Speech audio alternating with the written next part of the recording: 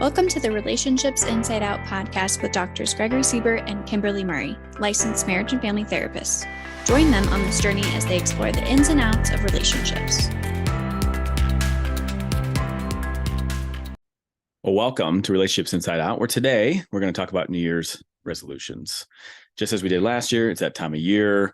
This is called what the researchers talk about is the fresh start effect, right? Yep. This is the time that everybody's like, I need a fresh start. What can we do to better our lives? So we're here to talk about what that might look like, some of the things we think about, how to make that more successful for ourselves. I always giggle because everyone sets a New Year's resolution. What we know is it lasts at most like a month to a month and a half, typically more like the 2-3 week mark. Yeah. And it's things like weight loss, exercising daily, eating better. What are some of the other ones you think of? Spending more time with family. Which are all good ones, but the family one gets me because I'm like, you want to spend more time with them. I'm like, but is it effective when you spend time with them? Ooh. Right. So like to me, I'm like, okay, well, spending time with the family, or I want to spend more time in relationships like friends. How do we improve the quality of them? I like that. So I think about like that, because you can spend time with your family more, but if they're crappy, like how does that benefit you? So New Year's resolutions can be a tough one because we feel really committed. January 1 brings that fresh start. But then how do we continue that boost of motivation?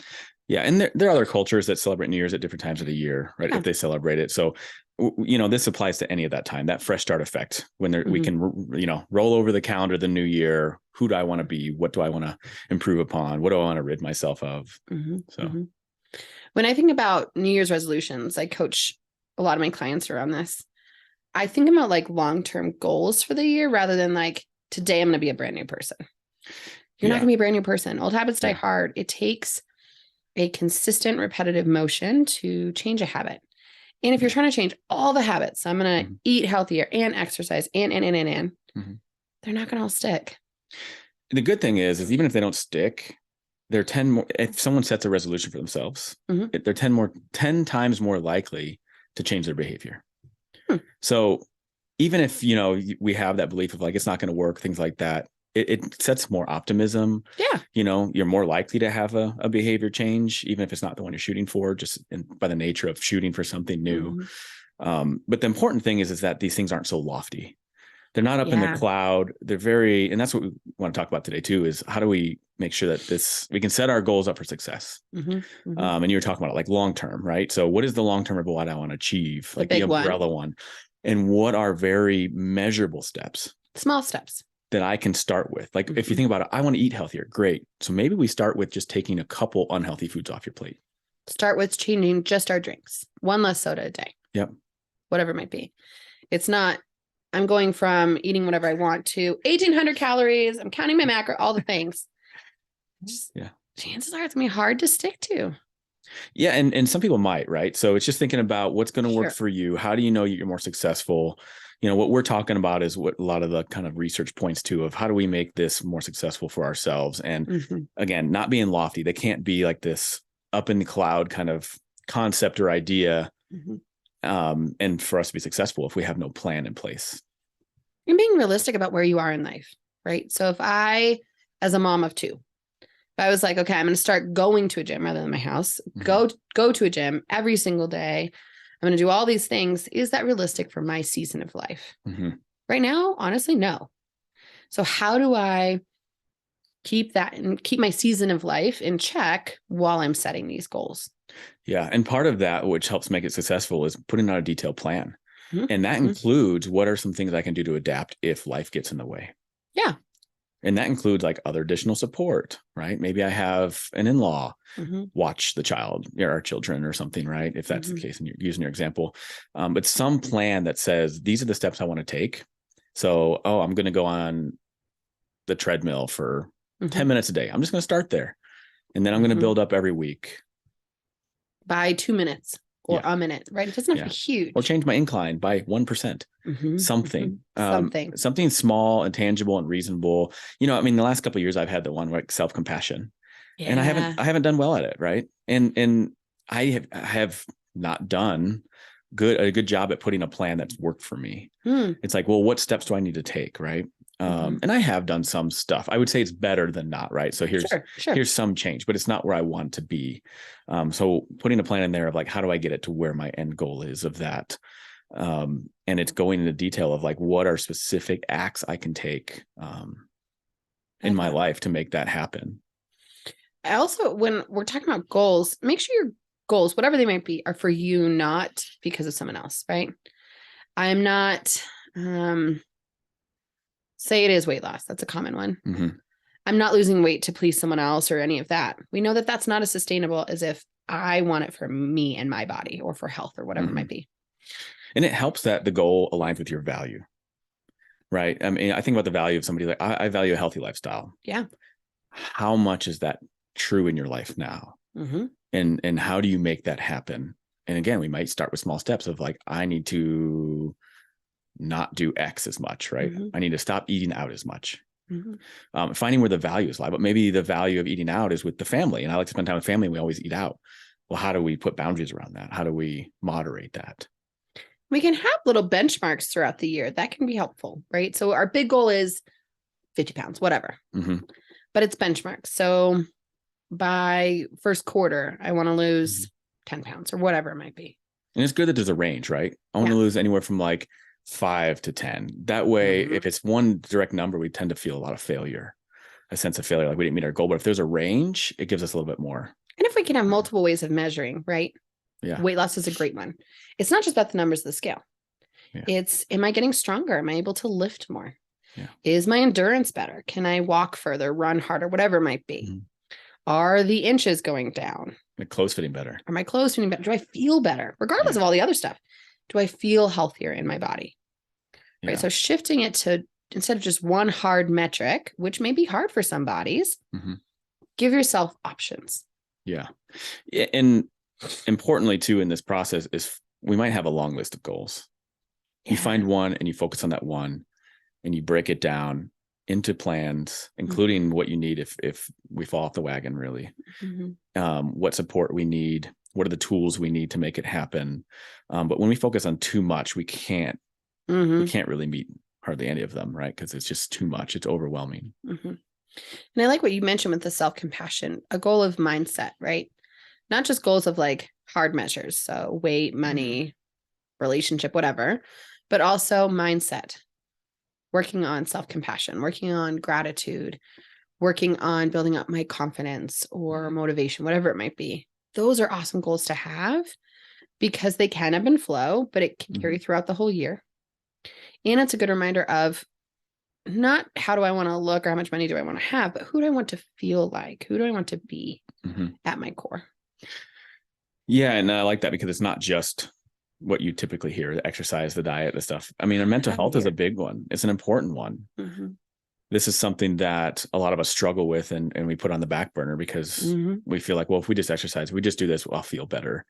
I just lost those 20 pounds. But if that's the case, then let's put that in the plan. If that's the end goal, let's talk about that. Like, what is it because you want to improve your happiness? Great, right? Gratitude's a great way to improve happiness. It's one of the top predictors of happiness. So how do we set steps to practice gratitude on a daily basis if that's a goal of yours, right?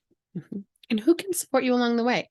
So as you're building your plan for the new year, who are your support systems? Which might change, right? We know that friendships kind of ebb and flow, relationships ebb and flow.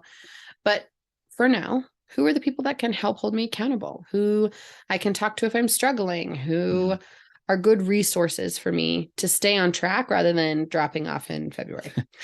I laugh because I'm like, good support systems. And I think about couples I've seen where one partner is like, oh, I want to do this. And the other one's like, they're the support in a way of they're like, you're not doing that like you said you were. And you're like, oh my God, that's not really. Or I knew you wouldn't do it. Yeah, you don't look good in those clothes. I thought your goal this year was to lose weight. Oh my gosh. I can't, Greg. So find ones that are very like truly supportive and maybe even talk with them of like, what does that support specifically look like for you? And not just like, can you support me? Great. Okay. Like make that measurable as well. Like I would appreciate a check-in.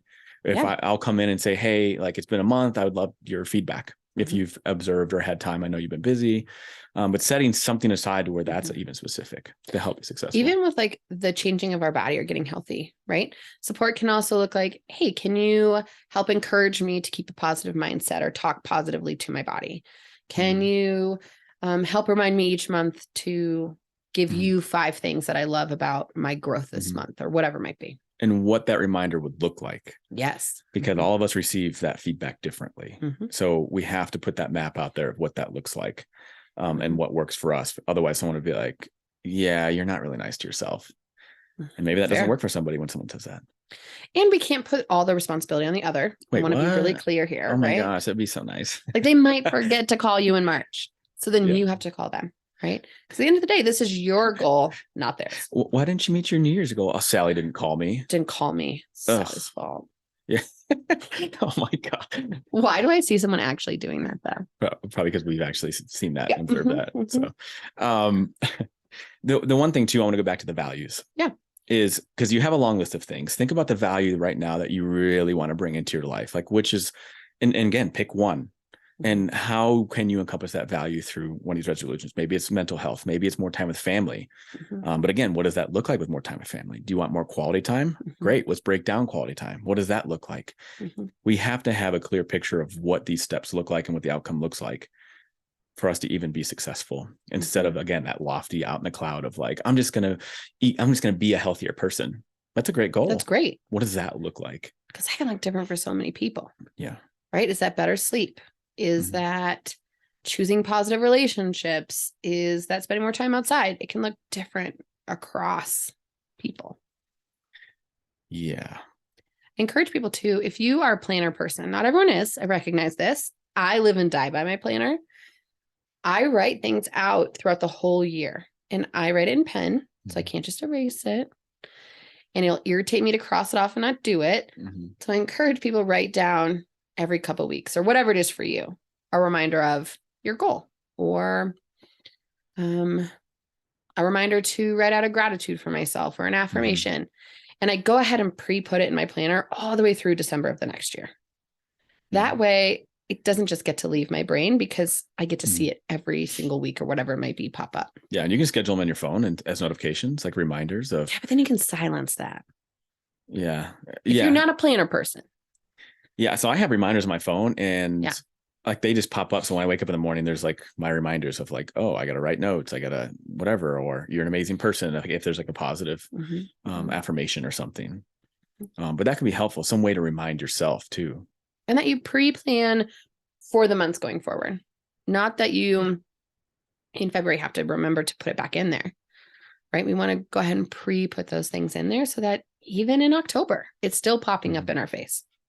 Yeah. And again, going back, most of us don't fully succeed at our New Year's resolution. That's okay. Because again, the Grace over guilt here. The research is showing that even just attempting makes us more optimistic, right? Because we're thinking about that change and what it could be like.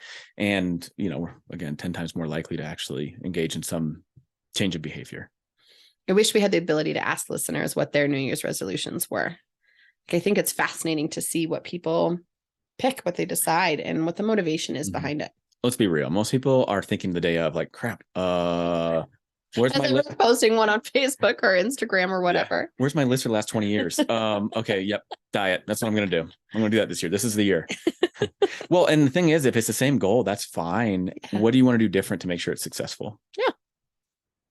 Even a word of the year, right? That helps keep us accountable. It goes to that mindset. What's word of the year? So I learned this from, shout out to Leslie in Florida. She did one at the beginning of every year. She picked a word, and I believe she wrote it in the start of her devotional or her planner or both. And every day she focused on that word. So whether it's like resilience or grace or gratitude or whatever it might be. And for her, she often incorporated Bible scriptures. Not that everyone has to do that. Right. But also in how we interact with other people. Choosing to have grace or compassion rather than being grumpy, like I know I've been, or whatever. But that word becomes front and center of my goals, of I do a monthly check-in beginning of every month with myself of how I'm doing with different things. So it becomes center of that. I encourage people to journal on it throughout the year. How are you doing with gratitude? Mm-hmm. How are you doing with confidence? Right. But that word of the year is, this is the word that I want to focus on, really focus on embodying, in kind of bringing into my daily living and practice. Yeah, that's awesome. I love that. Mm-hmm. And finding ways that we're going to continually be reminded of that. Mm-hmm. I got clients who literally will put Post-it notes on their dashboard so they can see it when they go into the work. The clients put them on like their steering wheel and stuff. Yep. Affirmations. Yeah. Okay, Greg, what would your word of the year be? Oh my gosh. Yeah, I threw you on the spot. And you're about to ask me to go too, and I have no idea what I'm But you're asking me first, so you have time to think about it. I don't know. I'd have to really think, because I want it to be meaningful for myself. Yeah. And that's really the important thing, right? I want to figure out what that would be in relation to my value of what I'm trying to. I know what it'll be. It's going to be boundaries. Oh my gosh. You just wanted to put that in this episode. I had to. So, and I do want to go back again, just to kind of, I think, summarize some steps that would be helpful to plan this out, right? So I think about SMART goals in this case. And so we have the overarching goal. Let's just go with being healthier. Okay. Like physically healthier would be the overarching goal. So then with the SMART goal, the S, specific, what specific step or task do you want to do to go towards that, right? It can't just be like multiple steps. It's multiple, right? And these might evolve over time. Like, okay, well, I'm going to go to the gym at least once, right? And is it measurable? Yes, because I put a number to how many times. That's the M. Is it attainable? Can I do that? What are the boundaries? Right? R, is it relatable to my overarching goal? So yes, going to the gym is related to my overarching goal of getting healthy. And then T, tangible. Or time sensitive, tangible. Yeah. So yeah, is it time sensitive? Like, what is the deadline? So within 6 months, I'm going to do this, or within this week or the next 2 weeks, I'm going to go at least once. And that's but one of, I think of like a staircase. That's but one stair on that staircase. If you want to get from one floor to the other. So where I am is the basement, right? Yeah. To like main floor of a house. Those stairs are those SMART goals, those tangible, objective steps to get there. Yeah, it's a good visual. Yeah, and that's a great perspective to have in this, is it's only a part of the whole process. We don't have to do the whole process right now. Yeah. As impatient as we all are. Except me. Yeah, as many of us are, sorry. It's really telling yourself, like for myself, I literally would say, I'm going to get there. I'm going to get there. You're doing a good job. Affirmation. The affirmation, it is a process, and it is a process. And some days you're going to fall off. It's not linear, right? Yep. And that goes back to the plan. Part of the plan is, okay, if I do fall off, what am I going to do? Well, one thing that I do for myself if I fall off is self-compassion. Yes. Grace. Guilt only makes it worse, people. Grace. Let me tell you, no matter what your goal is, guilt is not a motivator. It is not going to help you. It increases our cortisol. It makes us feel like shit. Try to lean away from the guilt. Yeah. One phrase I've learned, I do Pilates, is grace over guilt. And I love that. Right. Yeah. So, okay. I had a bad week. I didn't do what I was supposed to. I didn't go to the gym. I didn't eat well. I was grouchy to people, whatever it might be. Okay. I had a week. Guess what? Tomorrow's a fresh start. Tonight's a fresh start. Whatever it is. I'm human. Yeah. So when I'm driving to go to the gym and I take a hard left to go to fast food, I play that song, I'm Only Human. And I'm like, okay, I feel better. Yeah, we didn't love that song, by the way. Yeah. But I think figuring out a plan. Yeah. That is in relation to what your goal is, that is further in relation to the value that you want. And make sure that it's only one. You're not doing your whole list. So pick one. With a lot of little steps below it. And find support, what that's going to look like. It doesn't have to be a person too. Support could be reminders. It could be buying like some new item that makes it more reasonable, like getting a cardio machine and having it in your house if you're able to. Write it down. Put it somewhere you're going to see it. I don't care if that's a phone, a whiteboard, sticky notes, your planner. Write it down. If you just keep it in your noggin, other seemingly more important things are going to take over that space at some point. Write it down. Put those reminders so that you are accountable for more than just January. Yeah. So how do you feel about moving the conversation to what are some goals we can do to help improve relationships that people might have for New Year's? Ooh. Because one thing I was thinking of, like, as I said earlier in this episode, is it's about quality. Mm-hmm. So what are some goals and maybe steps people can take for that quality? Mm-hmm. One thing that comes up for me is, okay, I want to have a better relationship with my, just for example, like say my cousins or say someone you're not close with, right? So what does that look like? Okay, well, I'm going to, if it's a medical relationship, of course, I'm going to reach out to them once every 3 weeks or something, right? Or say it's with somebody you're having conflict with. I myself am going to go learn more about assertive communication. I'm myself going to go learn more about how to validate better. Yeah. Because that's what I have control over. I don't have control over like this person needs to be better and then I can have a better relationship, because that might not be the case. I'm going to go to therapy. Therapy. Yep. I'm going to do my own work. I'm not waiting for their work. I'm going to do my part. Yeah. And learning communication skills, I'm going to learn more about how I process stress and what triggers me and how to self-soothe. I'm going to learn more about and get better insight of how my parents might have learned how to manage conflict and dealt with criticism or, where that's coming from, gaining more insight.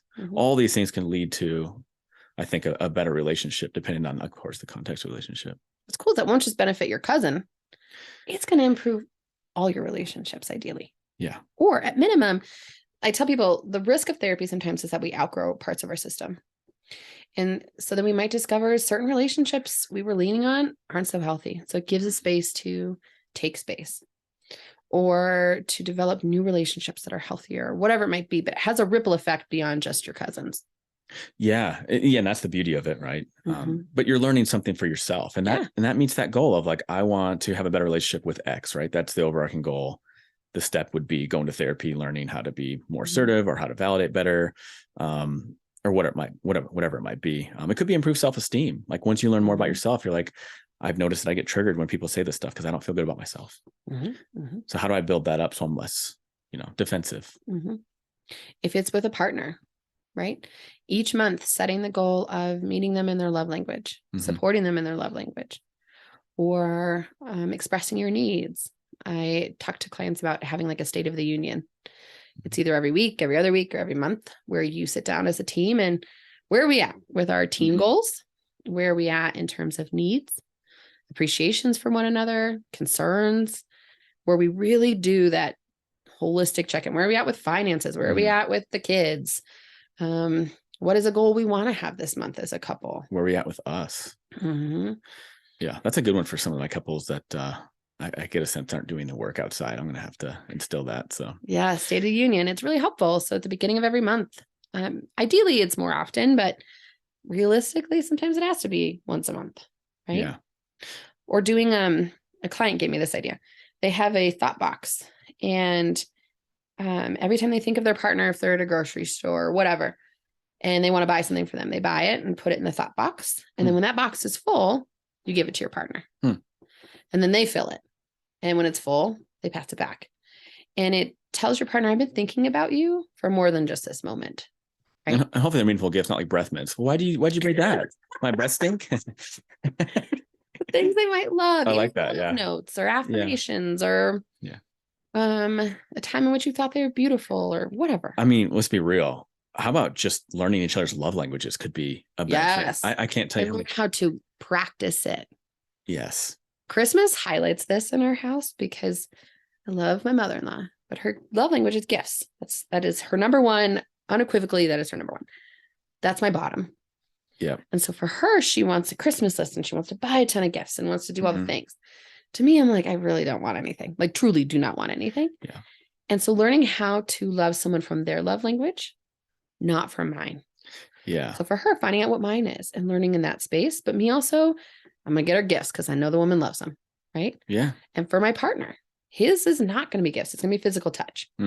So I can't love them both the same for obvious reasons, but being able to adapt the way I show love differently to my partner, to a friend, to my in-laws, whatever it might be. So you're going to hang a mistletoe in your house for more physical touch with your husband?